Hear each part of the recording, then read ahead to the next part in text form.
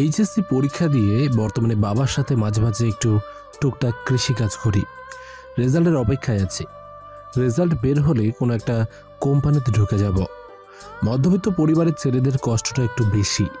খুব ইচ্ছে ছিল সেনাবাহিনীর চাকরি করব, কিন্তু কপালে না থাকলে কি আর হয়। ওই বলে না, মধ্যবিত্ত শুধু স্বপ্নই দেখতে পারে, কিন্তু সেই স্বপ্ন আর কোনোদিনও পূরণ হয় না। আমার পরিবার বলতে মা, বাবা আর আমার 2 বছরের ছোট একটা বোন আছে। এই নিয়ে আমার পরিবার। বাবার সাথে কৃষিকাজ শেষ করে বাড়িতে এসে দেখি অনেক মানুষ আমাদের এখানে। দেখি আমাদের গ্রামের মেম্বারও আছে। আমি মনে মনে চিন্তা করছি, কি ব্যাপার, এত মানুষ এখানে কেন? মিলি, এই মিলি, কি হয়েছে ভাইয়া? এদিকে আয় তো। কি হয়েছে আমাদের বাড়িতে এত মানুষ কেন? ভাইয়া? তুমি শোনো নাই বাবার কাছে নাকি মেম্বার 1,50,000 টাকা পায়? কি, এত টাকা? ভাইয়া, আমিও বুঝছি না এত টাকা কিভাবে। আমি বাইরে এসে দেখি বাবা মেম্বার সাহেবকে বলছে, আমাকে কয়েকদিন সময় দিন, আমি আপনার টাকা দিয়ে দেব। কোনো সময় দেওয়া যাবে না, কালকের ভিতরে আমার টাকা চাই। যদি টাকা না পাই তাহলে তোমার এই বাড়িটা আমার নামে কাগজে কলমে লিখে দলিল করে নিব। আমাকে 1 মাস সময় দিন দয়া করে, আমি আপনার সব টাকা দিয়ে দেব। অনেক সময় দিয়েছি, আর একদিনও না। এই সবাই শোনো, কালকে হয়তো আমার টাকা দিবে, নইলে ওর বাড়িটা আমার নামে করে দিবে। বলে চলে যাচ্ছে। বাবা বারান্দায় বসে কান্না করছে, আর মা বাবাকে সান্ত্বনা দিচ্ছে। আসলে আমি বাবাকে কখনো এভাবে কান্না করতে দেখি নাই। নিজের কাছে খুব খারাপ লাগছে। কি করব আমি বুঝতে পারছি না। আম্মু, এত টাকা কিভাবে হলো? বাবারে, অনেক আগে ঘর বাঁধার জন্য 50,000 টাকা নিয়েছিলাম, কিন্তু অভাবের কারণে দিতে পারি নাই। কিন্তু আজকে নাকি এই টাকা সুদে আসলে এত টাকা হয়ে গেছে। আমি এই কথা শুনে রুমে এসে বসে বসে ভাবছি, এত টাকা তো আমি কোনো দিনই জোগাড় করতে পারবো না। কি করতে পারি? হাতের ফোনটা বিক্রি করলে হয়তো 10,000 টাকা হতে পারে, কিন্তু বাকি টাকা না। আর কিছু চিন্তা করতে পারছি না। রাতে মা ডেকে গেল খাবার খেতে, কিন্তু খেলাম না। রুমে শুয়ে শুয়ে একাই চিন্তা করছি কিভাবে টাকা জোগাড় করব। কখন যে ঘুমিয়ে গেছি বলতে পারি না। সকালে যখন ঘুম ভাঙলো তখন শুনি আম্মু কান্না করছে। আমি তাড়াতাড়ি আম্মুর রুমে গিয়ে দেখি বাবার গলায় দড়ি ঝোলানো ফ্যানের সাথে, আর মা বাবার পায়ে ধরে কান্না করছে। আমি ফ্যান থেকে বাবাকে ধরে বিছানার উপরে রাখলাম। আজকে কেন জানি মনে হচ্ছে আমাকে ছাড়া দেওয়ার মতো মানুষ আর কেউ নেই। বাবাকে ধরে কতক্ষণ কান্না করলাম। বাবার কাফনের কাপড় সবকিছু রেডি করে বাবাকে কবরে রাখা হলো। আজকে এই টাকার জন্য আমার বাবা মারা গেছে। আমি ছাড়বো না কাউকে, সব কয়টাকে দেখে নেব। শুধু একটু সময়ের অপেক্ষা। আজ 3 দিন পর রাতে আমাদের বাসায় মেম্বার এসেছে। লাদেন, এইদিকে আসো তো একটু। জি আঙ্কেল, বলেন। ভেতরে রাগে আমার শরীরটা ফেটে যাচ্ছে। তোমার বাবা মারা গেছেন, আমি খুব দুঃখ পাচ্ছি। তোমার টাকাও দিতে হবে না, ঘরও দিতে হবে না, যদি আমার কথা মানো। জি বলেন, কি করতে হবে আমাকে? শয়তানের সবসময় শয়তানি বুদ্ধি থাকে। আমার মেয়েকে তোমার বিয়ে করতে হবে, তাহলে তোমার সব টাকা আমি মাপ দেবো। না না, আমার ছেলে এখন বিয়ে করবে না। আর আপনার মেয়েকে, ছি ছি। মুখ সামলিয়ে কথা বল। আমার মেয়েকে যে বিয়ে করবে ওর একটা ভাগ্য বলেন, আর টাকাগুলো তো মাপ দিচ্ছি। ভালো লাগছে না? এত টাকা দিতে পারবেন? আমাকে একটু চিন্তা করতে দেন, আমি আপনাকে পরে জানাবো। কোনো চিন্তা করিনি, হয়তো টাকা দিবে, নইলে আমার মেয়েকে বিয়ে করবে। তাড়াতাড়ি বলো, আমার অনেক কাজ আছে। এত টাকা আমি কই পাবো? বর্তমানে বিয়ের কথা বলি, পরে যা হবার তো হবেই না। কি হলো বলো? জি আমি রাজি। আপনার কথায় আমি আপনার মেয়েকে বিয়ে করব। তাহলে আমি আগামীকাল কিছু মুরব্বি নিয়ে এসে বিয়ের দিন তারিখ ঠিক করবনি। তাহলে আজকে আমি উঠি। বলে চলে গেল। বাবা, তুই এটা কি করলি? তোর বাবার জন্য তুই কুরবানি হতে চাস কেন? ভাইয়া, তুই এই মেয়েকে বিয়ে করিস না। এই মেয়ের চরিত্র খারাপ, মাহি ছেলেদের সাথে যা ইচ্ছা তা করে বেড়ায়। বোন বাদ দে, এসব হয়তো আমার কপালে লেখা ছিল। বাবা, তুই এখান থেকে পালিয়ে যা। আমাদের যা হবে হবে না, তুই চিন্তা করিস না। তোমাদের দেখে আমি পালিয়ে যাব এটা ভাবলে কি করে? বাবারে, তোর কষ্ট সহ্য করতে পারবো না। আমি চাই না আমার ছেলে তার বাবার মতো আত্মহত্যা করুক। আম্মু, এসব তুমি চিন্তা করো না বলে বাসা থেকে হেঁটে হেঁটে বের হয়ে গেলাম। কি করব কিছুই ভালোই লাগছে না। জেনে শুনে একটা ফালতু মেয়েকে বিয়ে করব। রাত 8টার মতো হয়ে গেছে। বাঁশবাগান দিয়ে হেঁটে হেঁটে বাড়িতে আসছিলাম। হঠাৎ একটা মেয়েলি কণ্ঠের আওয়াজ শুনলাম। শুনেই বোঝা যাচ্ছে এখানে যে কুকাম হচ্ছে। আমি ফোনের লাইটটা বাড়ি দিয়ে বললাম, কে ওখানে? ওরা তাড়াতাড়ি কাপড় পরে আমার সামনে এসে বলে, কি গো আমার জামাই, তুমি এখানে? এই নষ্টামে, তুই আমাকে জামাই বলবি না। মেয়েটি হলো মাহি, মেম্বারের মেয়ে। তোর ভাইয়া 2 দিন পর তো এই জিনিসটা তুমি ব্যবহার করবে, আর একটু পরে আসতে। তবে সমস্যা নেই, বাড়িতে গিয়ে কাজ সেরে ফেলো। ছি ছি, তোর মতো মেয়ের কোনো ইজ্জত নাই, শেষে কিনা চাচাতো ভাইয়ের সাথে। কয়েকদিন পর তো তোমার বাসায় চলে যাব, পরে তো আর ওদের মজা দিতে পারবো না, তাই একটু বেশি করে দিচ্ছি। কেন, তোমারও লাগবে নাকি? দূর হ আমার সামনে থেকে। রাগে আমার শরীর কাঁপছে। জোরে জোরে হাঁটতে লাগলাম। কি করব কিছুই বুঝছি না। মেরি ঠিকই বলেছিল, মাহি খারাপ একটা মেয়ে, যার সাথে ইচ্ছে তার সাথে। ছি ছি। বাসায় আসার পর রুমে এসে শুয়ে আছি। ভাইয়া, ঘুমিয়ে গেছো? না, আয়। ভাইয়া, তুই মাহিকে বিয়ে করিস না, ও একটা খারাপ মেয়ে। আমার কথা বিশ্বাস কর ভাই। আমিও আজকে ওই সামনের বাঁশবাগানে ওর চাচাতো ভাইয়ের সাথে পেয়েছি। তুই সত্যি বলেছিলি। কি করব বল, এত টাকা তো আমি দিতে পারবো না। ভাইয়া, তুই কিছু একটা কর। কান্না করিস না, আমি দেখছি কি করা যায়। ভাইয়া, আমি কি কলেজে ভর্তি হব না? হবি তো, তুই চিন্তা করিস না। আর কয়েকটা দিন যাক, পরে আমি দেখছি। কি রে, তোরা খেতে আয়। চল ভাইয়া, মা ডাকছে। আমি খাবো না রে, মনটা আজকে বেশি ভালো না। চল বলছি, আমি তোরে খাইয়ে দিব। না রে বোন, খাবো না। মায়ের খাবি? চল বলছি। মিলি আমাকে ধরে নিয়ে খাইয়ে দিতে লাগলো। আসলেই ছোট বোন থাকা মানেই ভালোবাসার কোনো শেষ নাই। আম্মু হেসে বলল, দেখ ভাই বোনের কি ভালোবাসা। আম্মু আসো, আজকে তোমাকেও খাইয়ে দেই। না মা, তোরা খা। খাওয়া দাওয়া শেষ করে রুমে গিয়ে ঘুমিয়ে পড়লাম। সকালে মেম্বার কিছু মুরব্বি আর মিষ্টি নিয়ে এলো। মাহি আর আমার বিয়ের দিন তারিখ ঠিক করে মুরব্বিরা চলে গেল। মেম্বার শুধু একা বসে আছে, আর আমি দেখতে পাচ্ছি মিলি কান্না করছে।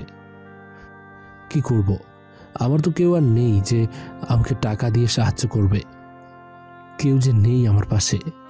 তোমাকে একটা কথা বলাই হলো না। জি আঙ্কেল, বলেন। আঙ্কেল না, বাবা বলে ডাকবে। জি, কি বলবেন বলেন। বিয়ের পর তোমাকে ঘর জামাই থাকতে হবে, কিন্তু এটাই আমার মেয়ে বলেছে। ও নাকি আমাকে ছাড়া থাকতে পারবে না। ও আপনাকে ছাড়া থাকতে পারবে না নাকি? ও রুম ডেট করা বয়ফ্রেন্ড ছাড়া থাকতে পারবে না, তা তো আমি খুব ভালো করেই বুঝতে পেরেছি। ছাড়া গরু তো আর বাঁধা ঘাস কখনই খেতে চাইবে না। ওদের তো সাতঘাটের পানি না খাইলে হবে না। ছি ছি, এখন মনটা চাইছে বাবার মতো আমি সত্যি সত্যি গলায় দড়ি দিয়ে আত্মহত্যা করি। আমি যদি ঘর জামাই থাকি, তো ও সারাদিন ওর চাচাতো ভাইয়ের সাথে। এজন্য মনে হয় না না, আর কিছু চিন্তা করতে পারছি না। কি চিন্তা করো জামাই? তোর মেয়েকে আমি বিয়ে করলে তো জামাই বলবি? জামাই একটু জোরেই বলল। যে জি কিছু বললেন? তাহলে তুমি ঘর জামাই থাকতে রাজি তো? না, আমি পারবো না। আমার আম্মু আর ছোট বোনের কি হবে আমি চলে গেলে? যদি কিছু মনে না করো, আর একটা কথা বলবো। জি বলেন। তোমার মা আর তোমার বোনকে যদি চাও, তাহলে আমি বিয়ে করতে রাজি আছি। দুজনকেই একসাথে বিয়ে করব, তাহলে সবাই একসাথে থাকা হবে। শুয়োরের বাচ্চা, তোর সাহস তো কম না। আমার মাকে আর বোনকে নিয়ে উল্টোপাল্টা কথা বলিস। বারান্দায় ছিল লম্বা একটা বাঁশ, ওইটা নিয়েই উড়াধুরা মারতে শুরু করলাম মেম্বারকে। ফলে মেম্বারের মাথা দিয়ে রক্ত পড়ছে আর শরীরে সব জায়গায় পিটাতে লাগলাম। আম্মু আর মিলি আমাকে ধরে। ভাই ছেড়ে দে। ছাড় আমাকে, কত বড় কলিজা শালার আমার মাকে বিয়ে করবে। আয় আজকে দেখাই। মেম্বার ঘর থেকে বেরিয়ে, তোরে দেখে নিব, মনে রাখিস। আম্মু আমাকে ছাড়ো তো, শালাকে আজ মেরেই ফেলবো। ভাইয়া শান্ত হ। কিভাবে শান্ত হব বলো? আজকে আমার কেউ নেই দেখে কি কথা বলে গেল, তাও আবার তোমাদেরকে নিয়ে, বলে কান্না করতে লাগলাম। বাবা কান্না করিস না, ও একটা খারাপ মানুষ, তাই বলে কি আমাদের খারাপ হতে হবে? ও কি কথাটা বলে গেল আম্মু? বাবা তুই একটু শান্ত হ। বিকালে আমাদের বাড়িতে অনেকেই এসেছে। আমি নাকি মেম্বারকে বিনা কারণে মারছি। মুরব্বীরা আমার বিচার করবে। মেম্বার নাকি থানায় আমার নামে মামলা করতে গিয়েছিল। আমি গ্রামের ছেলে বলে মুরব্বীরা মামলা করতে দিল না, তাই তারা আজকে সবাই মিলে আমার বিচার করতে এসেছে। আমি সবার মাঝে বসে আছি। আমি এর সুস্থ বিচার চাই। আমাকে বিনা কারণে মারা? আমি শুধু আমার মেয়ের বিয়ের প্রস্তাব নিয়ে আসছিলাম, এই জন্য আমাকে মারছে? মিথ্যে কথা আমার সামনে বলবি না। তোমার সাহস তো কম না, এক তো আমাদের গ্রামের মেম্বারকে মেরেছ, আবার আমাদের সামনে বেয়াদবের মতো কথা বলো। মেম্বারকে সবাই মিলে অনুমতি দেওয়া হলো, তার ইচ্ছে মতো আমাকে জুতা দিয়ে মারবে। মেম্বারও তাই করলো। আমি শুধু মুখ বুজে সহ্য করছি। জানি এখন যদি বলি মেম্বার আমার মা আর বোনের সাথে খারাপ ব্যবহার করছে, তাহলে কেউ আমার কথা বিশ্বাস করবে না। আমাকে মারতে মারতে মেম্বার হাঁপিয়ে গেছে। শেষে বলল, কালকের ভিতরে আমার টাকা দিবি। কই থেকে দিবি এটা বলতে পারবো না। আর আমার মেয়ের সাথে বিয়ে তো দূরের কথা, তোর মুখটাও দেখতে চাই না। বলে সবাই চলে গেল। আম্মু আর মিলি কান্না করছে। গরিবের কেউ নাই রে বাবা, বিনা কারণে তোরে মেরে চলে গেল। আম্মু, আমরা আর এই গ্রামে থাকবো না। এভাবে চললে সবাই আমাদের অপমান করবে। ভাইয়া আমাদেরকে অনেক বড় হতে হবে। তাহলে তুই এখন কি করতে চাস? আমাদের এখান থেকে পালিয়ে যেতে হবে। আমার ভাবতেও খুব কষ্ট হয় মা, নিজের গ্রাম ছেড়ে পালিয়ে যেতে হবে, তাও আমার মা বোনকে নিয়ে। এইটা ছাড়া আমাদের কাছে আর কোনো উপায় নেই। ভাই তাহলে মেম্বারের টাকা দিবি না? দিব, তবে আগে আমি নিজে প্রতিষ্ঠিত হয়ে নেই। কিন্তু আমরা কই যাব? শহরে যাব। তোর যত দরকারি কাগজপত্র আছে সবগুলো রেডি করে রাখ। ভাইয়া। ফোনটা বের করে রাত 11টায় 3টা টিকিট কাটলাম। দেখতে দেখতে রাত প্রায় 10টার মতো বেজে গেল। আর আমাদের গ্রামে 9টার পর সবাই ঘুমিয়ে পড়ে। আমরা তৈরি হয়ে রওনা দিলাম। চোরের মতো হেঁটে হেঁটে যাচ্ছি। এখন সবাই জানে মেম্বার যে আমাদের কাছে টাকা পায়। কপাল খারাপ থাকলে যা হয়। কিছু প্রয়োজনীয় খাবার নিয়ে বাসে উঠে পড়লাম।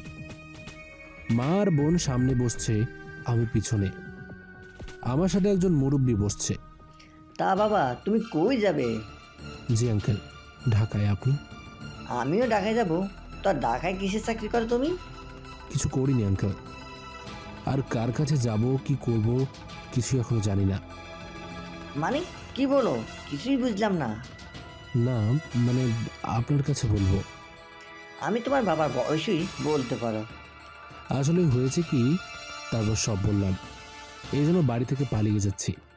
এমন মেম্বার যেন আর কারো কারণে না হয়, দোয়া করি। আর তুমি চাইলে আমাদের বাসায় থাকতে পারো, আমাদের উপরে একটা প্লট খালি থাকে। অনেক অনেক ধন্যবাদ আঙ্কেল আপনাকে, আমাকে এভাবে সাহায্য করার জন্য। আমিও তাই চিন্তা করছিলাম মা বোনকে নিয়ে কোথায় উঠব। কিন্তু আঙ্কেল, আপনাকে বাসা ভাড়া কত দিতে হবে? তুমি কোন ক্লাসে পড়ো? জি, এবার এইচএসসি দিয়েছি, এখন রেজাল্টের অপেক্ষায় আছি। তোমাকে প্লটে ভাড়া দিতে হবে না, আমার 2টা মেয়ে আছে, তুমি শুধু ওদের একটু টিউশনি করাইও। আমি আঙ্কেলকে জড়িয়ে ধরে, আপনি আমার বাবার মতো, উপকার করেছেন, কি যে বলে আপনাকে ধন্যবাদ দেবো। আমি দেওয়ার মতো আমার কোনো ভাষা নেই। আমি তোমাকে কোনো চাকরি দিতে পারবো না, কারণ আমি স্কুলের টিচার। আরে আঙ্কেল, কোনো সমস্যা নেই, আমি খুঁজে বের করে নেব কোনো চাকরি। আর আঙ্কেল, আপনি আমাদের গ্রামে কিসের জন্য এসেছেন? এখানে আমার বড় ভাই থাকে, তাই গ্রামে একটু বেড়াতে আসছিলাম। ও বুঝলাম। আঙ্কেলের সাথে কথা বলতে বলতে কখন যে ঘুমিয়ে গেছি বলতে পারি না। ঘুম থেকে উঠে দেখি চলে আসছি। একটু পর আঙ্কেলের একটা মাইক্রো এলো। বাবা উঠো, একসাথেই যাই। আরে না আঙ্কেল, আপনি শুধু ঠিকানাটা বলেন, আমরা রিক্সা নিয়ে চলে আসব। আরে উঠো তো। আম্মু আর বোনকে তুলে আমিও উঠে গেলাম। কি করব, এত রিকোয়েস্ট করছে। বাসায় আসার পর আঙ্কেল ভিতরে যেতে বললেন, কিন্তু গেলাম না। আঙ্কেল চাবিটা দিন, বাসায় আছি, পরে যাব না। ফারজানা, মা কই তুই? বাবা বলো কি হয়েছে? আমাদের উপরে ফ্ল্যাটের চাবিটা দিয়ে দে তো ওদের। আচ্ছা বাবা। কিছুক্ষণ পর চাবিটা দিল আমার হাতে। বোন, সকালে তোমাদের সবার দাওয়াত আমাদের এখানে। জি ভাই, লাগবে না, আমি তো রান্না করব। না না না, তাও হবে না, আসতেই হবে কিন্তু। আচ্ছা। ওপরে উঠে তালা খুলে ভিতরে ঢুকলাম। ঘরটা অন্ধকার হয়ে আছে। বাতি অন করতেই, ওয়াও ভাইয়া, বাসাটা কি সুন্দর। পছন্দ হয়েছে তোর? অনেক অনেক পছন্দ হয়েছে ভাইয়া। কিন্তু তুই কিভাবে কি করলি কিছুই বুঝলাম না। উনি আর আমি একসাথে বসে বসে আসছি আর আঙ্কেলের কাছে সব বলছি। সব শুনে উনি এখানে নিয়ে আসছে, আর বাসা ভাড়াও দিতে হবে না। ওনার দুটো মেয়েকে টিউশনি করাবো। আমাদের সাথে ওপরওয়ালা আছে। এখন ঘুমাও সবাই, সকালে সব কিছু রেডি করব। বিছানায় গিয়ে ঘুমিয়ে গেলাম। ফোনে সকাল 7টার অ্যালার্ম দিয়ে দিলাম।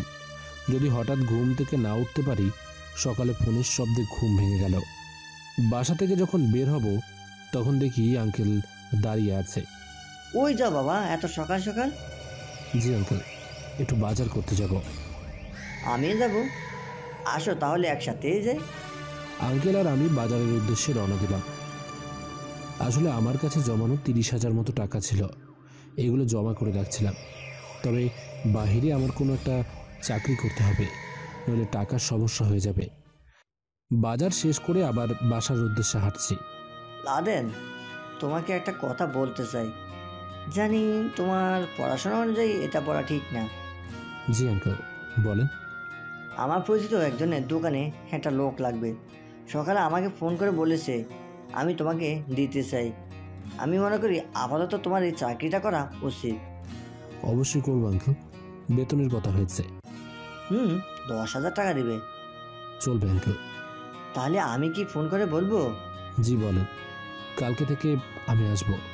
আর আপনি এত তাড়াতাড়ি আমাকে আপন করে নিলেন, আপনার ঋণ আমি কোনোদিনও শোধ করতে পারবো না। আরে বাবা, এমন করে বলো না, তুমি তো আমার ছেলের মতোই। আঙ্কেল, আজকে রাত থেকে আপনার মেয়েদের আমি পড়াবো। আচ্ছা। বাসায় এসে মার কাছে বাজারগুলো দিলাম। আম্মু, আমার চাকরি হয়ে গেছে ওই একটা দোকানে, আর এসবের পিছনে আঙ্কেলের হাত আছে। উনি খুব ভালো মানুষ। আম্মু, নইলে দেখো তো আমার জন্য কত কিছুই করছেন। আচ্ছা আম্মু, মিলি কই? দেখ, এখনো পড়ে পড়ে ঘুমাচ্ছে।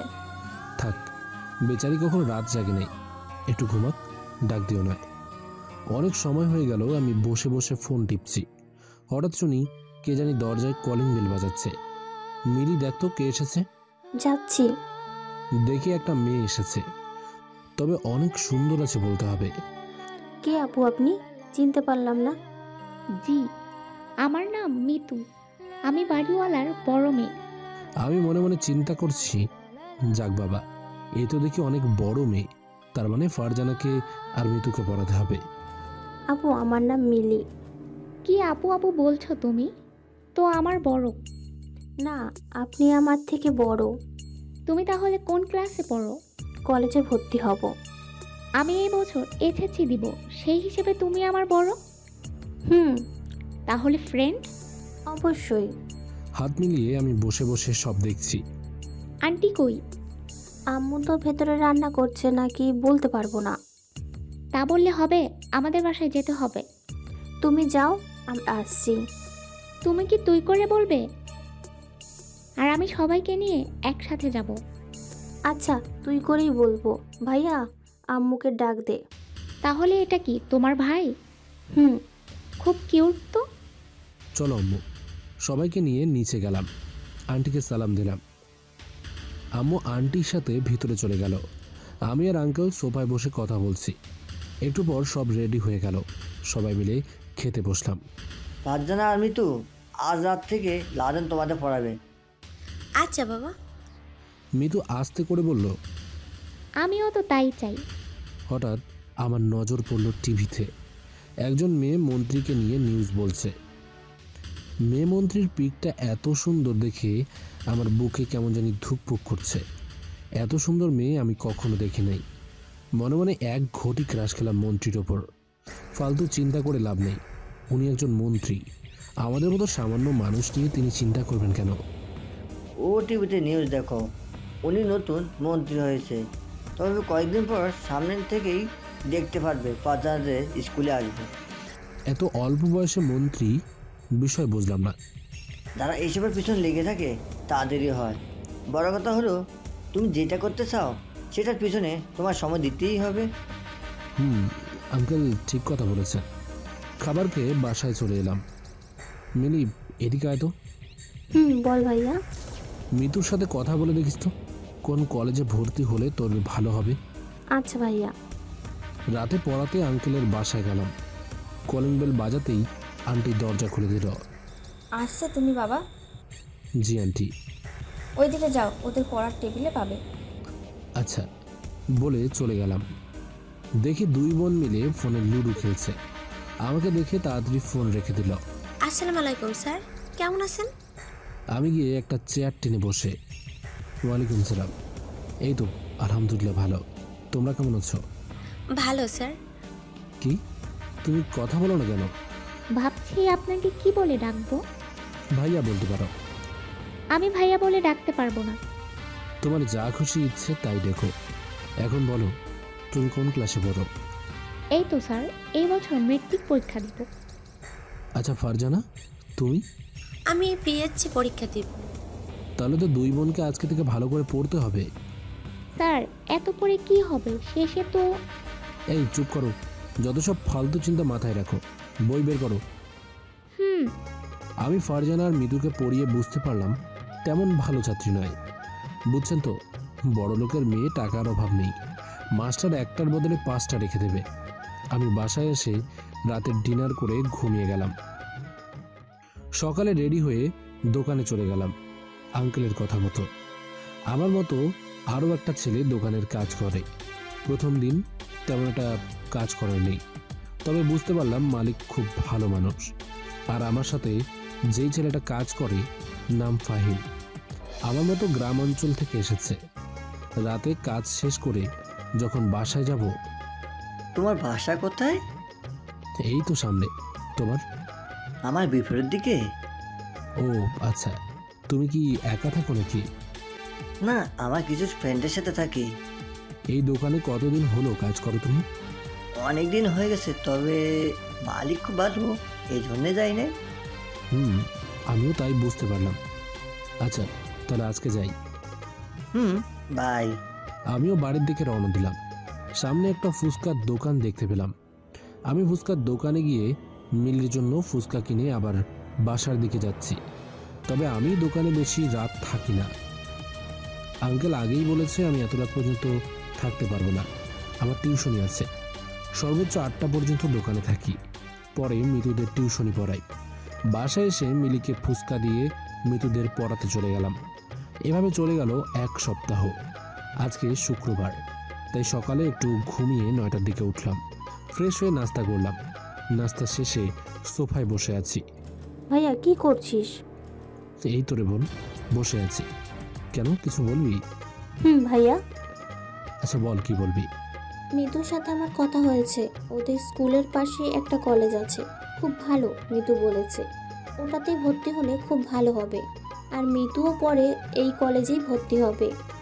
আচ্ছা তুই যেখানে ভালো মনে করিস সেখানে যা। কোন দিন ভর্তি হবি? আমি বলছিলাম কি কালকেই ভর্তি হতে, কিন্তু। আচ্ছা যা, কালকে ভর্তি হ সকালে।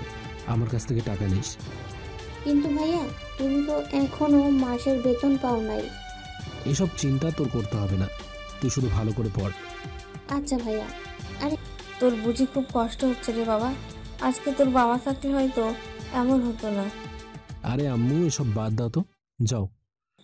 আচ্ছা আমি বাসনগুলো রেখে আসি। বলে আম্মু রান্নাঘরের দিকে চলে গেল। আমি বসে বসে ভাবছি যা টাকা ছিল সব টাকা খরচ হয়ে গেছে। এখন টাকা পাবো কোথায়? ফাহিমকে ফোন দিলাম। বন্ধু বলো। আমার ফোনটা বিক্রি করে দিতে পারবি? কেন তুই ফোন বিক্রি করে কি করবি? আমার মাসের বেতন এখন অনেক দেরি আছে দিতে। এইদিকে আমার ছোট বোন কলেজে ভর্তি হবে, তাই কিছু টাকার দরকার ছিল। আমি আজকে একটু ঘুরতে যাচ্ছি, তোর বিকাশ নাম্বার বল, বিকালে আমি টাকা পাঠিয়ে দেব। না রে, লাগবে না, আমি টাকা জোগাড় করে ফেলবো। যা বলছি তাই কর। অনেক অনেক ধন্যবাদ বন্ধু, বেতন পেয়েই আগে তোর টাকা দিয়ে দেব। আচ্ছা তা দিস, এখন নম্বরটা দিয়ে দে মেসেঞ্জারে। দিচ্ছি। ফাহিমকে নাম্বার দিলাম। বসে বসে চিন্তা করছি, আসলেই ফাহিম সাহায্য করে ভালোই করছে, নইলে ফোনটা বিক্রি করে দিতে হতো। আর এইদিকে মিলিও কলেজে পড়ে, এখন ওকেও একটা ফোন কিনে দিতে হবে। আমাকে এর পাশাপাশি আরও কিছু করতে হবে। রাতে আঙ্কেলের বাসায় চলে গেলাম টিউশনি করাতে। আজকে তাহলে বন্ধ দাও নাই? না আঙ্কেল, ওদের সামনে গুরুত্বপূর্ণ পরীক্ষা, তাই ওরা যত পড়বে তত ভালো হবে। আমি আর কোনো কথা না বলে ওদের রুমে গিয়ে দেখি দুই বোন মিলে লুডো খেলছে। এটা দেখে আজকে আমার মাথা গরম হয়ে গেল। এমনি কিছু পড়া পারে না, আবার লুডো খেলে। আজকে পড়লে পড়াবো, না পড়লে আমি নিজেই চলে যাব। আমি গিয়েই দুই বোনকে কঠিন দুটো অঙ্ক দিলাম। স্যার এটা পারবো না, একটু বুঝিয়ে দেন। আমিও পারবো না ভাইয়া। কেন পারবে না? হ্যাঁ, সারাদিন কি করো? একটু ধমকের সুরেই বললাম। ভাইয়া এভাবে বলছেন কেন? তো কিভাবে বললো? সারাদিন তো লুডো ভালোই খেলতে পারো, পড়তে বললে বলো পড়ি না। মিতু কান্নার সুরে বলল। স্যার এমন আর হবে না। কি হবে না এমন? প্রতিদিন আমাকে সেই একই কথা বলো। সামনে যে এত বড় একটা পরীক্ষা, তার কোনো চিন্তা আছে? সারাদিন শুধু ফোন নিয়ে বসে থাকো, আর আমাকে দেখলে পড়ার কথা মনে হয়? এত কষ্ট করে তোমাদের বাবা মা যে পড়ায়, এই চিন্তা করো তোমরা? কি চায় না চায় তোমাদের কাছে তারা, এই চিন্তা আছে তোমাদের? তারা চায় শুধু ভালো করে পড়াশোনা করে বড় কোনো একটা চাকরি করো, এটাই চাওয়া তোমাদের কাছে। তোমাদের মতো মেয়েরা কি করে জানো, এত কষ্ট করে যে বাবা মা পড়ায় সেই চিন্তা করে না। প্রেম ভালোবাসা করে পালিয়ে যায় যেই বাবা মা তোমাদের 20টা বছর লালন পালন করে, আর সেই তোমরাই কিনা 1 মাসের সম্পর্ক করে একটা ছেলের সাথে পালিয়ে যাও। এটা চিন্তা করো না যে আমার বাবা মা যে এত কষ্ট করে আমাদের বড় করেছেন, তাদের কি হবে? 1 মাসের ভালোবাসা পেয়ে চলে গেলে 20 বছরের ভালোবাসা পেলে। এসব না হয় বাদ দিলাম, এই যে আমি যখনই এসে দেখি দুই বোন মিলে লুডো খেলো। আজকে যদি ফেল করো, তোমার বাবা মা বলবে কি জানো? বলবে মাস্টারের সব দোষ, আর বলবে ভালো করে আমি তোমাদের পড়াই না। আমিও চাই তোমরা পড়াশোনা করে বড় কোনো একটা চাকরি করো। তাহলে আমি এটা তো বলতে পারবো আমার এক স্টুডেন্ট অমুক চাকরি করে। যদি আজকের থেকে ভালো করে পড়াশোনা করো তাহলে পড়বে, নইলে আমি আর তোমাদের পড়াবো না, অন্য কোনো মাস্টার দিয়ে যাব। আর এভাবে কেঁদে লাভ নেই। এখন বলো পড়বে কিনা? ফারজানা চোখের পানি মুছে বলল। স্যার আজকে থেকে কথা দিলাম, আর কোনোদিন পড়ার মাঝে অবহেলা করব না। স্যার আমিও আজকে থেকে ভালো করে পড়াশোনা করব। আমার কথায় রাগ করলে মাফ করে দিও, আমি এইভাবে তোমাদের বলতে চাই নাই। কি করবো বলো, তোমরা যা শুরু করেছিলে এভাবে চলতে থাকলে তোমরা ফেল করতে। সরি স্যার, আর এমন হবে না। পকেট থেকে দুটো চকলেট বের করে দুই বোনকে দিলাম। আসলেই এগুলো মিলির জন্য কিনেছিলাম। এসবের কি দরকার ভাইয়া? আমার তরফ থেকে খাও। এত টাকা আমার কাছে নাই যে তোমাদের অন্য কিছু কিনে খাওয়াবো। স্যার এইটাই অনেক বড় কিছু আমাদের জন্য। আচ্ছা আজকে ধর আমি যাই, তোমরা কি পড়বে না আমার সাথে চলে যাবে? না স্যার, আমরা পড়বো। আচ্ছা মনোযোগ দিয়ে পড়ো। একটা কথা মনে রাখবে, তুমি যেই জিনিসের পিছনে সময় দেবে, দেখবে আস্তে আস্তে তুমি এমনি সফল হয়ে যাবে, কাজটা যতই কঠিন হোক না কেন। তাই আমি বলি পড়ো আর পড়ো, অবশ্যই একদিন বড় কিছু করতে পারবে। বলে চলে যাচ্ছি, বাইরে এসে দেখি আঙ্কেল আর আন্টি দাঁড়িয়ে আছে। অনেক অনেক ধন্যবাদ তোমাকে আমাদের মেয়েদেরকে এভাবে বোঝানোর জন্য। আরে না আঙ্কেল, ওরা প্রতিদিন বসে বসে ফোন টেপে, তাই একটু টাইট দিলাম যাতে বেশি পড়াশোনা করে। ভালো করেছো, আমাদের কথা তো একদমই শুনতে চায় না। আজকে থেকে শুনবে দেখবেন। আচ্ছা আঙ্কেল আজকে যাই। ডিনার করে যাও আজকে বাবা।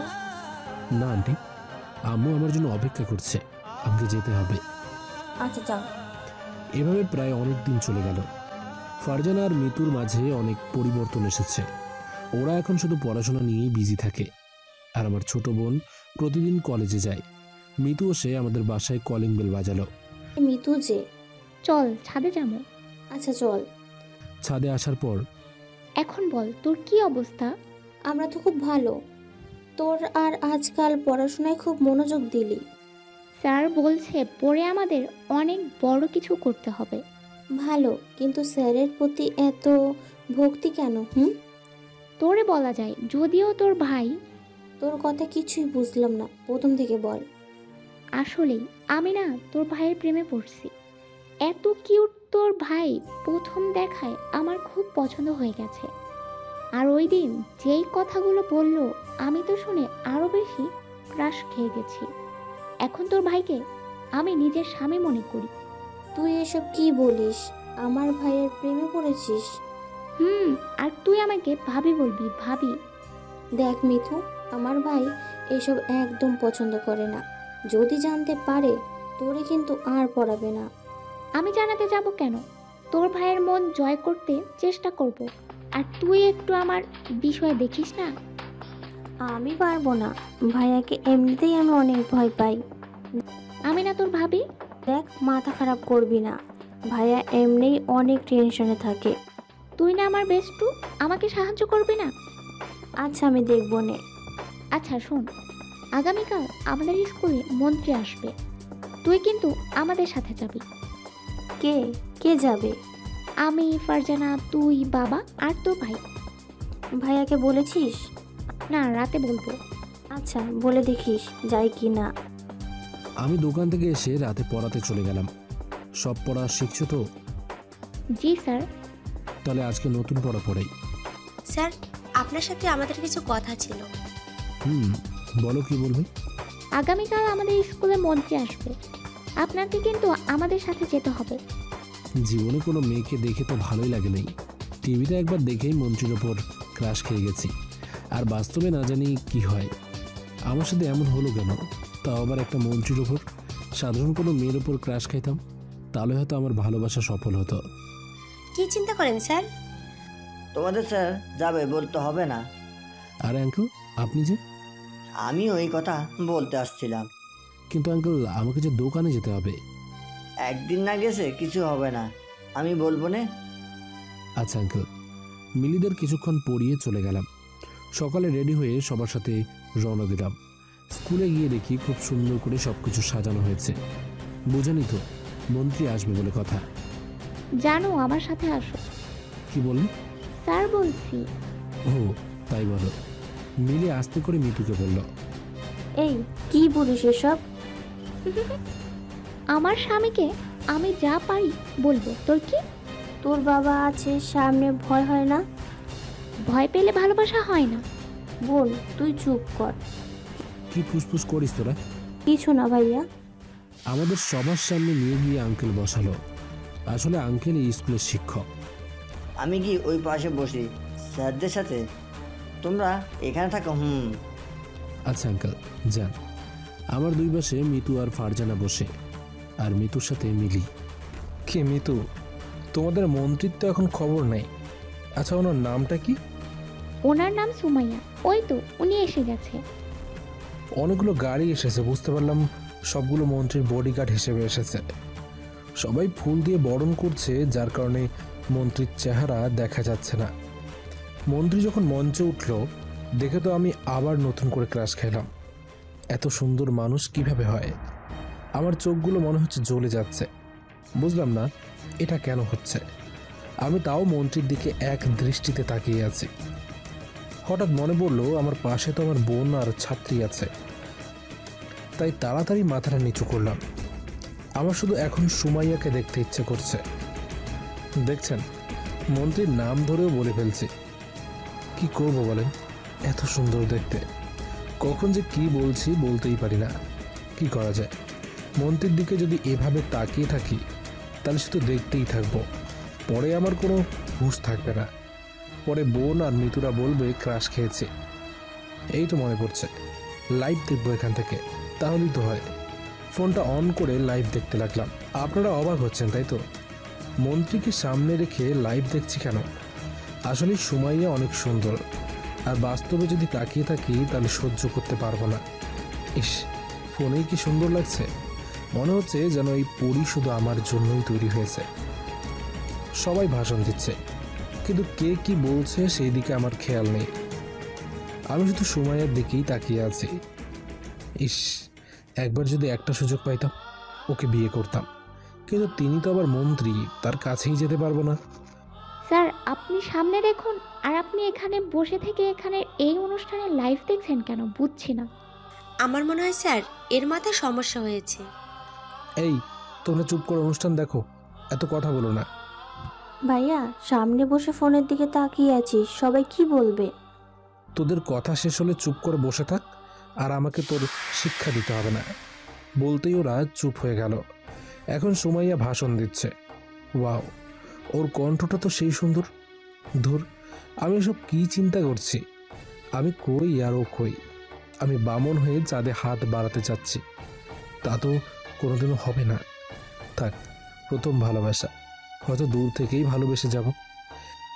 এই জন্য মানুষে বলে প্রেমে পড়লে মানুষ কত কিছুই না করে। সুমাইয়া কিছু কথা বলে নিচে এসে বসলো। আর এখন সাংস্কৃতিক অনুষ্ঠান শুরু হচ্ছে। দেখতে দেখতে অনুষ্ঠান শেষ হয়ে গেল।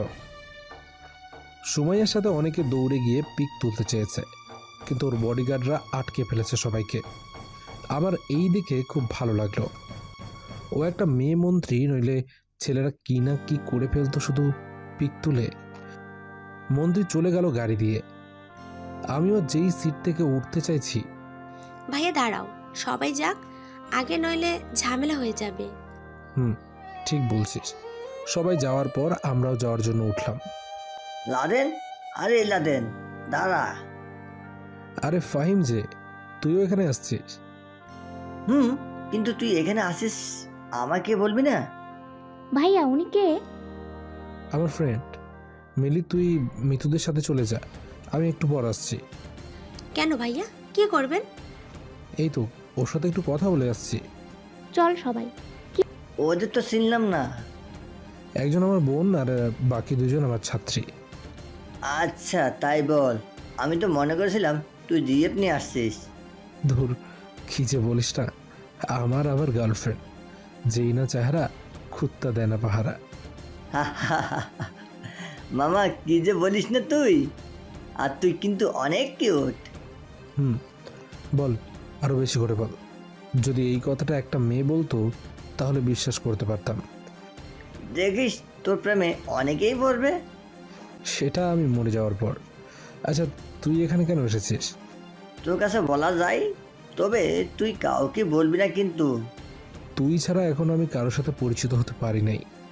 আর যা কয়টার সাথে পরিচিত হয়েছি সব কয়টাই গাঁজা ভর্তি। আসলে আমি না এই স্কুলে একটা মেয়েকে পছন্দ করি, কিন্তু বলতে পারি না। ভয়ে বলিস না, তাই তো? খুব ভয় করে। মেয়েটার সাথে মনে হয় আজকে বসছিলি? না রে, এক সিট পিছনে বসছি। টেনশন করিস না, আমার ছাত্রী দিয়ে প্রপোজ করবো না। অনেক অনেক ধন্যবাদ। আরে ভুলে বলে ফেলেছি। কি ভুল বলছিস? আমার ছাত্রীদের কাছে আমি এসব বলতে পারবো না। তুই এক কাজ কর, তুই নিজেই প্রপোজ করে দে। আরে আমি যদি নিজেই প্রপোজ করতে পারতাম তাহলে কি তোরে আর বলতাম? ভয় পেলে প্রেম ভালোবাসা করার দরকার নেই, তাহলে বাদ দে। না না বন্ধু, আমি প্রপোজ করব। আচ্ছা, ভালো একটা দিন দেখে দুইজনে ছুটি নিয়ে এই কাজটা করব। ঠিক বলছিস। আচ্ছা, আমাদের বাসায় চল। না রে বন্ধু, আরেক দিন। আগামীকাল আমার এইচএসসি এর রেজাল্ট দেবে, দোয়া করিস। অবশ্যই তুই ভালো রেজাল্ট করবি, দেখিস। তুই পড়াশোনা করিস না? আমি এইবার এসএসসি পরীক্ষা দেব। তাহলে মনোযোগ দিয়ে পড়িস না কেন? যা পড়ি তাতেই চলবে। চললে ভালো। আচ্ছা, যাই বন্ধু। হ্যাঁ, যা। আমি বাড়ির দিকে রওনা দিলাম। মারিয়া, এই মারিয়া। মারিয়া হলো সুমাইয়ার পার্সোনাল সেক্রেটারি। জি ম্যাম, বলেন। আমার জন্য যে একটা গোয়েন্দা বের করতে বলেছিলাম, তার কি কোনো খোঁজ পেয়েছো? আসলে সুমাইয়ার অনেক শত্রু, তাই সে গোপনে সবার খোঁজ খবর রাখার জন্য গোয়েন্দা নিয়োগ করবে। সরি ম্যাম, তেমন কাউকে পাই নাই। অনেক খুঁজেছি, সবাই পরীক্ষায় ফেল করে। বুঝেছি, তোমার দ্বারা কিছু হবে না। যাও আমার সামনে থেকে। একটা গোয়েন্দা খুঁজে বের করতে পারছো না। সরি ম্যাম, তবে খুব তাড়াতাড়ি পেয়ে যাব বলে আশা করছি। তাড়াতাড়ি খুঁজে বের করো, এমনিতেই আমার শত্রু অনেক বেড়ে গেছে। মারিয়া বের হতেই সুমাইয়া বসে বসে চিন্তা করছে। কি করা যায়? জরুরি আমার একটা গোয়েন্দা লাগবে। এই তো মনে পড়েছে, আজকে যেই অনুষ্ঠানে যাচ্ছিলাম ওইখানে একটা ছেলে ছিল যে সব সময় ফোন টিপাটিপি করছিল, কিন্তু আমার দিকে ভুলেও একটুও তাকায় নাই। এই বিষয়টা আমার হালকা নজর পড়ছে। যেই আমাকে দেখার জন্য মানুষ লাইন ধরে দাঁড়িয়ে থাকে, কিন্তু ওই ছেলেটা আমার দিকে তাকায় নাই কেন বুঝতে পারি নাই। এক কাজ করলে কেমন হয়, ওকে না হয় গোয়েন্দা দিয়ে দেখি। ছেলেটাকে কেমন জানি রহস্যময় লাগছে। মারিয়া, তাড়াতাড়ি এসো। মারিয়া দৌড়ে আসে। জি ম্যাম, কি হয়েছে? আমরা আজকে যেই অনুষ্ঠানে যাচ্ছিলাম সেইখানে আমাদের সাথে একটা ছেলে বসছিল। অনেক ছেলে বসছিল ম্যাম। আপনি কার কথা বলছেন? ওই একটা ছেলে বসে বসে ফোন চালাচ্ছিল না? জি ম্যাম, এই কথাটা আপনাকে আমি বলতে চেয়েছিলাম। ওর এত সাহস কীভাবে হয় যে আপনার সামনে বসে? আপনার দিকে ছেলেটা একবারও তাকায় না, শুধু ফোন টিপে গেছে।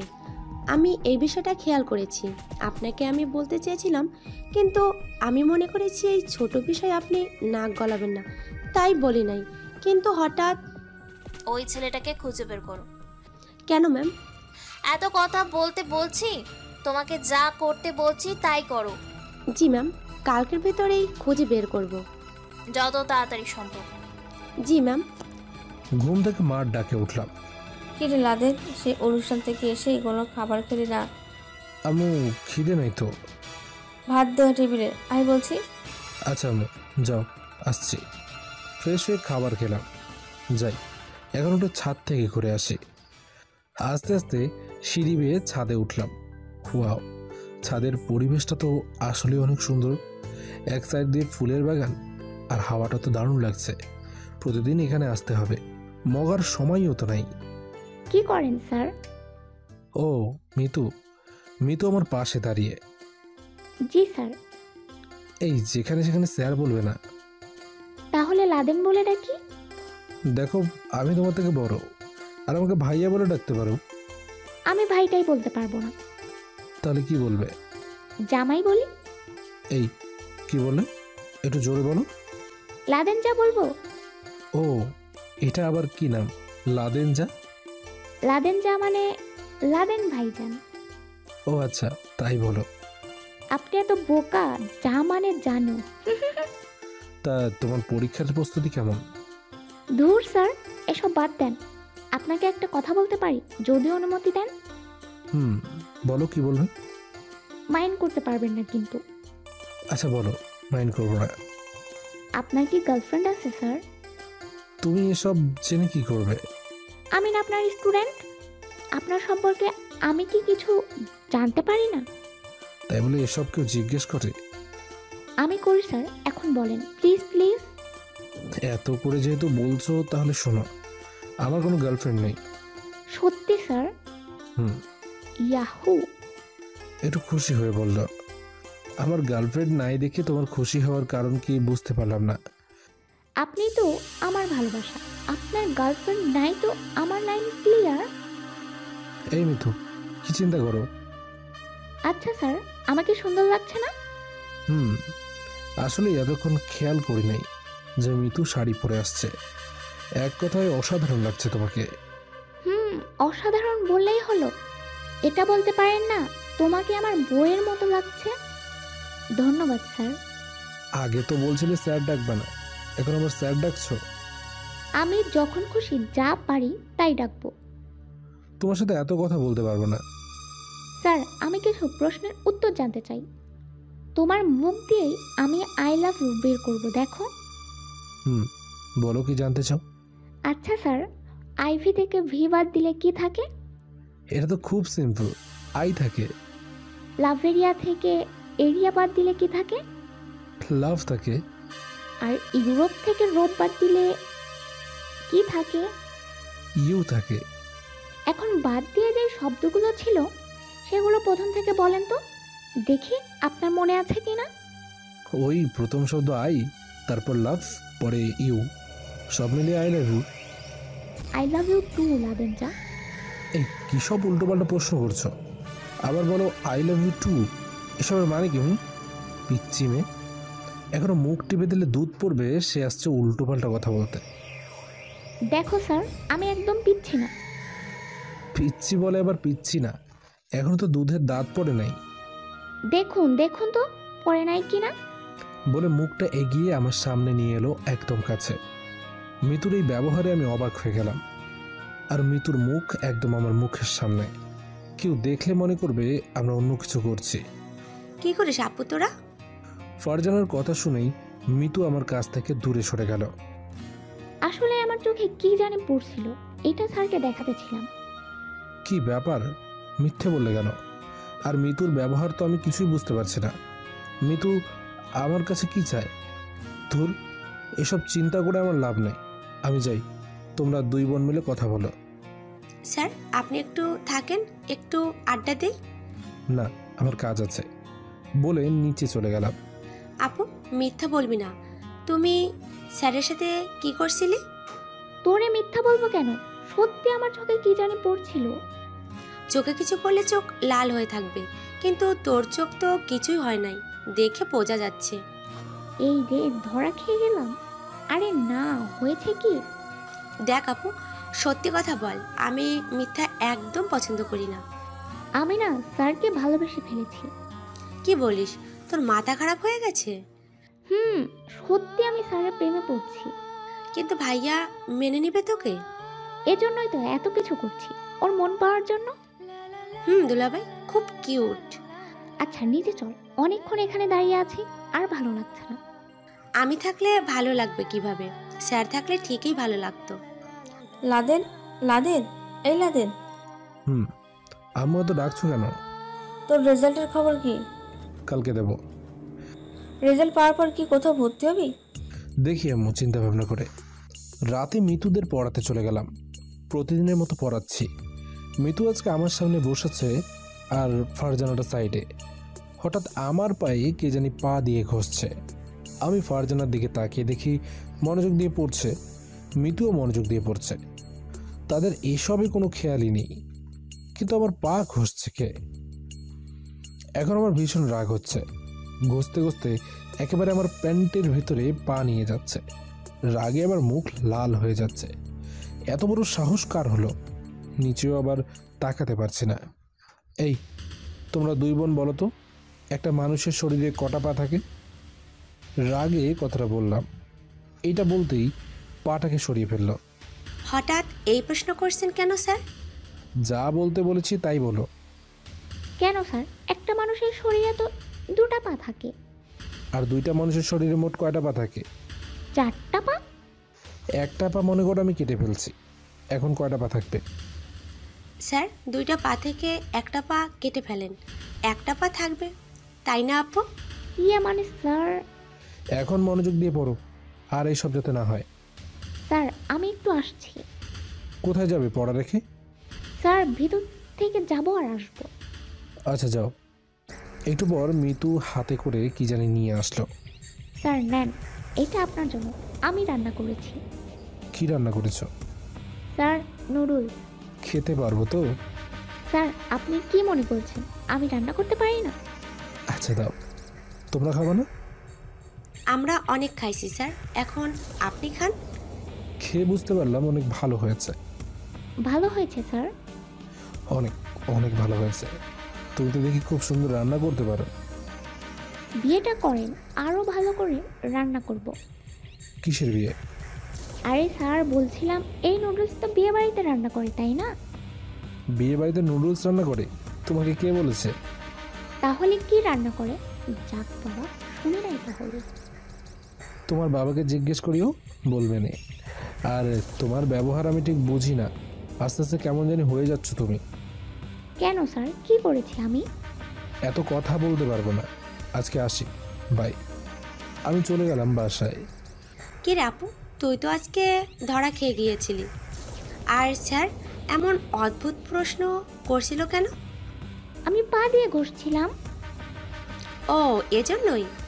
এটা করা কি ঠিক? কি ঠিক কি না ঠিক তোর বলতে হবে না। তাহলে প্রপোজ করে দে। পরীক্ষার পর, নইলে পড়াতে আসবে না। সকালে ঘুম থেকে উঠে ফ্রেশ হয়ে খাওয়া দাওয়া করে দোকানে চলে গেলাম। কি খবর লাদেন? এই তো ঠেলা গাড়ির মতো। তোর ভালো। আজকে না আমাদের বেতন দেওয়ার কথা ছিল, কিন্তু মালিক কই আজকে? আজকে আসবে না, কোথায় জানি উনি গিয়েছে। তাহলে আজকে দুজন থাকতে হবে। ফাহিম, আমার মাথায় এক বুদ্ধি আসছে। কি বুদ্ধি? তোর গার্লফ্রেন্ডের ফেসবুক আইডি সার্চ দে, তাহলে তো হয়ে যায়। পৃথিবীতে সাদিয়া নামের কত আইডি আছে, তার কোনো ঠিক নাই। পরে দেখা যাবে এক সাদিয়াকে রেখে আরেক সাদিয়ার সাথে প্রেম করছে। এইটাই তো ভালো, দুটো গার্লফ্রেন্ড হয়ে যাবে।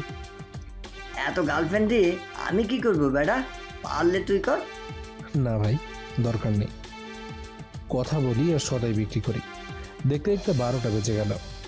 কিরে লাদেন, 12টা তো বেজে গেল, তোর রেজাল্টের খবর কি? দাঁড়া দেখছি বলে ফোন দিয়ে সার্চ দিলাম। দেখি আলহামদুলিল্লাহ পাস করেছি, 4.51 পেয়েছি।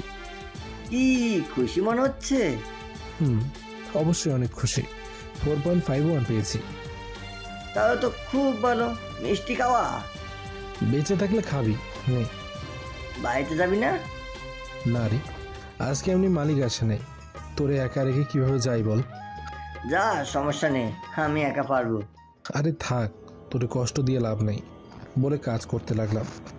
বিকেল 4টা বেজে 15 মিনিট হয়ে গেল। হঠাৎ দুটো পুলিশের গাড়ি আর মাঝখানে একটা মাইক্রো। পুলিশগুলো গাড়ি থেকে নেমে মাইক্রোর দরজা খুলে দিল।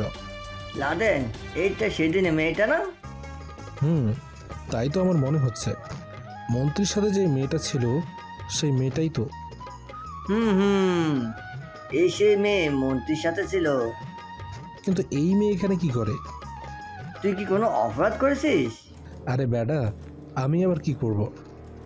দেখ, আমাদের দোকানের দিকেই আসছে, আমার তো খুব ভয় হচ্ছে। বলতে বলতে দোকানে এসে গেল। ফাহিম ভয়ে ভয়ে বলল, আসসালামু আলাইকুম ম্যাম, কিছু লাগবে?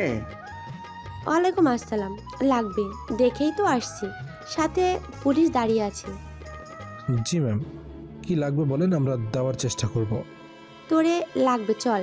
কি বলছেন ম্যাম? বলছি না তোরে লাগবে, চল। আমি মনে মনে চিন্তা করছি, ওই দিন বসে বসে ফোন টিপছিলাম দেখে কি আমাকে ধরে নিয়ে যাবে? ম্যাম, আমাকে মাফ করে দেন, দয়া করে আমাকে পুলিশে দেবেন না। আমার মা আর বোনের আমি ছাড়া কেউ নেই। এত কথা বলিস কেন? সাথে আসতে বলছি, আসবি নাকি তুলে আনতে হবে? ফাহিম কানে কানে বলল, কিরে তুই কি কিছু করেছিস? সেদিন অনুষ্ঠানে বসে ফোন টিপছিলাম, মন্ত্রীর উপর একবারও তাকিয়ে দেখি নাই, এজন্য মনে হয়। ম্যাডাম, মাফ করে দেওয়া যায় না, আমরা গরিব ঘরের ছেলে মেয়ে। সেই কখন থেকে দেখছি কথা বলে যাচ্ছিস। আরে বলছি তো তোর কিছু হবে না, চলে আসবি। সত্যি তো ম্যাম? সময় নষ্ট না করে এখন চল। আমি দোকান থেকে বের হলাম, মারিয়ার সাথে মাইক্রোতে বসলাম একই পাশে, আর মাইক্রো চলতে লাগলো। কিছু না মনে করলে একটা কথা বলতে পারি ম্যাম? মারিয়া আমার দিকে চেয়ে, চল।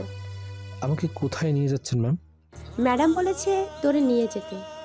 ওই যে মেয়ে মন্ত্রী যার সাথে আপনি থাকেন। মেয়ে মন্ত্রী কি রে? সম্মান দিয়ে কথা বল, ম্যাডাম বলবি, ম্যাডাম। কেন আমাকে তার কাছে নিয়ে যাচ্ছেন? কি জন্য তোরে ডাকছে আমি বলতে পারবো না, বলে দিলে তুই পড়ে যেতে চাইবি না। আচ্ছা, আপনার নাম কি ম্যাম? নাম দিয়ে কি করবি? যদি কোনো সময় বিপদে পড়ি আপনার নাম বলে যদি বাঁচতে পারি। আমার নাম মারিয়া। আর তুই এত কথা বলিস কেন? চুপ করে বসে থাক। আমার নাম লাদেন। আমি তোরে তোর নাম বলতে বলছি। একসাথে তো বসে যাচ্ছি, পরিচিত তো হওয়া দরকার। আসলে মারিয়ার সাথে বসে কলেজে একটু সাহস এলো। এই তোরে কি পুলিশের গাড়িতে দেওয়া লাগবে? না না, এই যে চুপ করলাম। আমি চুপ করে বসে আছি। কিছুক্ষণ পর গাড়ি গিয়ে একটা বাসার সামনে গিয়ে থামলো। পুলিশ এসে দরজা খুলে দিতেই আমি গাড়ি থেকে নামলাম। যাই হোক, পুলিশও দেখে আমাকে সম্মান দিল। গাড়ি থেকে নেমে তো আমি অবাক হয়ে গেলাম। এত সুন্দর বাড়ি, কি সুন্দর মাঠ, আর বাসার পাশে একটা ছোট্ট ফুলের বাগান। চারপাশের পরিবেশটা এত সুন্দর, বর্ণনা দিয়ে বোঝাতে পারবো না। মন্ত্রীর বাড়ি বলে কথা। আর চারদিকে বডিগার্ড ঘিরে আছে বাসাটার। এই আমার পিছনে পিছনে আয়। জি ম্যাম বলে মারিয়ার পিছনে পিছনে যেতে লাগলাম। মারিয়া কলিং বেল বাজাতেই একটা কাজের মেয়ে এসে দরজা খুলে দিল। কিন্তু আমি এটা বুঝতে পারছি না আমাকে মন্ত্রীর বাসায় কেন আনা হলো। তারপর আমি বাসার ভিতরে গিয়ে দেখি সবাই একসাথে বসে আড্ডা দিচ্ছে, আর সুমাইয়া ম্যাম সবার মাঝখানে বসে আছে। ম্যাম, নিয়ে আসছি ছেলেটাকে। অফিসে যেতে সরাসরি বাড়ি আসার কি দরকার ছিল? ম্যাম, আমার মনে হয়েছিল এই বিষয়টা যেন কেউ জানতে না পারে, তাই গোপনে নিয়ে আসছি আপনার বাড়িতে। আচ্ছা যাও আমার কেবিনে, ওকে নিয়ে আমি আসছি। জি ম্যাম, এই চল। আমি মারিয়ার পিছন পিছন যেতে লাগলাম। একটু পর অফিসের মতো একটা রুমে নিয়ে গেল। এখানে মনে হয় সুমাইয়া ম্যাম কাজ করে। আচ্ছা মারিয়া ম্যাম, আপনি আর আমি তো বয়সে এক সমান। তো আপনাকে শুধু ম্যাম বলতে ভালো লাগে না, মারিয়া বলি। দেখ, সম্মান দিতে শিখ। আমি যখন তোমার সাথে একা থাকবো তখন শুধু মারিয়া বলবো, আর বাকি সময় ম্যাম ম্যাম বলবো, ঠিক আছে? Please please. মারিয়া কিছুক্ষণ আমার উপর তাকিয়ে, আচ্ছা বলিস যা। আর তুই এত কিউট কেন বলতো? এই তো চান্স নেওয়ার সময় হয়ে গেছে। কেন, আপনার বুঝি আমাকে পছন্দ হয়েছে? লিমিটের ভিতরে থাক। আচ্ছা, আপনার মতো সুন্দরী একটা মেয়ে কেন একটু পরপর রেগে যায় বুঝি না। এই চাকরিটাই এমন রে। সুমাইয়া, ছেলেটা কে রে? সুমাইয়ার বাবা বলল, সেটা তোমাদের জেনে লাভ নেই। ছেলেটা খুব সুন্দর আছে, তোর সাথে খুব মানাবে। দেখো আপু, আমি এখন বিয়ে টিয়ে করতে পারবো না, তাই এসব কথা আমার সামনে বলবে না একদম। আর কতদিন এভাবে একা থাকবি বল? হঠাৎ যদি মনের মতো কাউকে পেয়ে যাই তাহলে বিয়ে করব। আচ্ছা বাবা, আমি এখন যাই, ওরা আমার জন্য অপেক্ষা করছে। আচ্ছা তুমি থাকো, দেখি আমি ম্যাম এখনো আসছে না কেন। তোমার যেতে হবে না, এই দেখো চলে আসছে। ম্যাম, আমি থাকবো নাকি বাইরে চলে যাব? বাহিরে গিয়ে দাঁড়াও। জি ম্যাম বলে চলে গেল। আমি মাথা নিচু করে দাঁড়িয়ে আছি। সুমাইয়া গিয়ে চেয়ারে বসলো। আমি দাঁড়িয়ে থেকে বললাম, আসসালামু আলাইকুম ম্যাম। খুব ভয় ভয়ে বললাম। একজন মন্ত্রীর সামনে কথা বলছি ভাবতেই গা শিউরে উঠছে। আর সুমাইয়া একটা গেঞ্জি পরছে, এত সুন্দর লাগছে, মনটা চাইছে এখনই বিয়ে করে ফেলি। ইস, এত সুন্দরই লাগছে কেন? ওয়ালাইকুম সালাম, নিচে বসো। না ম্যাম, এভাবেই ঠিক আছে। নিচে বসতে বলছি, বসো, দাঁড়িয়ে থাকা লাগবে না। ম্যাম, আমি একজন সাধারণ মানুষ, আপনি একজন মন্ত্রী, আপনার সামনে কিভাবে বসি ম্যাম? বসার কথা বলবেন না ম্যাম, প্লিজ। এভাবেই ভালো লাগছে আমার। আজকে এত সম্মান করছো আমাকে, সেই দিন এই সম্মান কই ছিল তোমার? আমি বুঝতে পারছি কোন দিনের কথা বলছে। ওই যে অনুষ্ঠানে বসে বসে সুমাইয়াকে লাইভে দেখছিলাম, ওই দিনের কথাই বলছে। সত্যি কথা বলা যাবে না, হ্যাঁ, নইলে ধরা খাইলে জামিন নেই। আর আসলে ম্যাম, ওই দিন আমার ফোনে কি জানি সমস্যা হয়ে গেছিল, তাই ভয় পেয়ে গেছিলাম। তাই ফোনটা টিপে ঠিক করতে করতে আপনার অনুষ্ঠান শেষ হয়ে গেছে, এই জন্য দেখতে পারি নাই। আর আমি গরিব ঘরের ছেলে তো ম্যাম, আমার আরেকটা ফোন কেনার মতো সামর্থ্য নেই। বুঝতে পারলাম। আচ্ছা এখন বলো, তোমার নাম কি? জি ম্যাম, লাদেন। কারোর সামনে নাম বলতে হলে সম্পূর্ণ নাম বলতে হয়, জানো না? আসলে ম্যাম, আমার খুব ভয় লাগছে, সত্যি কথাটাই বলে ফেললাম। ভয় পাওয়ার কিছু নাই, নির্ভয় বলো। জি ম্যাম, আমার সম্পূর্ণ নাম শেখ লাদেন ইসলাম তানজিম। আর আমার পরিবারে মা আর বোন আছে, বাবা নেই। আর আমি একটা ছোট দোকানে কাজ করি। বুঝতে পারলাম। তোমাকে এখানে কি কারণে নিয়ে আসছি জানো? না ম্যাম, কেন আমাকে এখানে নিয়ে এসেছেন আমি কি জানতে পারি? অবশ্যই। তোমাকে আমার গোয়েন্দার জন্য রাখা হবে। মানে আমার কে কে শত্রু সব কিছু তোমাকে গোপনে খবর রাখতে হবে, পারবে তো? জি ম্যাম, অবশ্যই। কিন্তু এসব কীভাবে করতে হয় আমি তো কিছুই জানি না।